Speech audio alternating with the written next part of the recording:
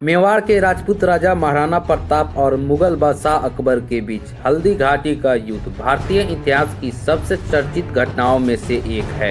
महाराणा प्रताप ने इस युद्ध में जबरदस्त वीरता दिखाई थी, उतने ही वीरता उनके घोड़े चेतक ने भी दिखाई थी और हमेशा के लिए अमर हो गया था। चेतक एक ऐसा नाम है जो कोई राजा या योद्धा नहीं होने के बावजूद आज भी भारतीय इतिहास के पन्नों का अहम हिस्सा माना जाता है। महाराणा प्रताप की चर्चा उनके प्रिय घोड़े चेतक के बिना हो ही नहीं सकती, क्योंकि उनकी वीरता में चेतक की शक्ति और गति का भी बड़ा हाथ था। क्या आप जानते हैं कि इतिहास में अपनी ताकत के लिए याद किए जाने वाला चेतक किस नस्ल का घोड़ा था, यानी उसकी जाति क्या थी? कुछ लोग चेतक को मरवाड़ी नस्ल का घोड़ा बताते हैं, लेकिन असल में वह काठियावाड़ी नस्ल का घोड़ा था जो गुजरात में मिलती है। चेतक का जन्म गुजरात के चोटीला के पास भीमोरा में हुआ था। काठियावाड़ी नस्ल का होने के कारण ही उसे सफेद रंग नीले जैसे भ्रम देता था। भीमोरा के एक चारण व्यापारी ने चेतक समेत 3 घोड़ा महाराणा प्रताप को दिए थे, लेकिन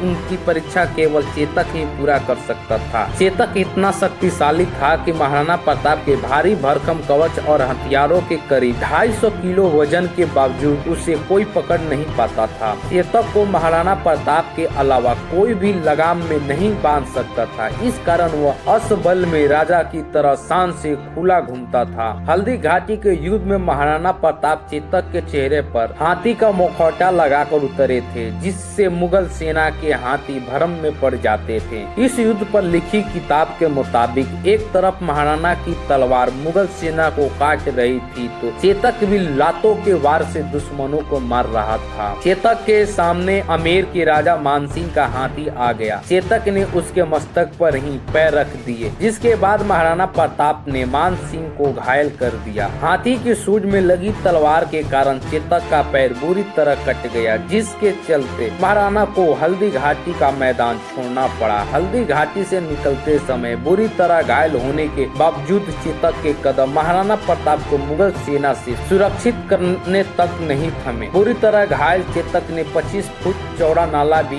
एक ही छलांग में पार कर लिया, लेकिन मुगल के अरबी घोड़े ऐसा नहीं कर पाए। इसके बाद चेतक ने महाराणा प्रताप के सुरक्षित होने पर अपनी जान त्याग दी। कहते हैं कि महाराणा प्रताप उसके मौत पर बच्चे की तरह रोए थे। हल्दी घाटी में ही महाराणा प्रताप ने चेतक की समाधि बनाई थी, जिस पर आज भी हर साल मेला लगाया जाता है।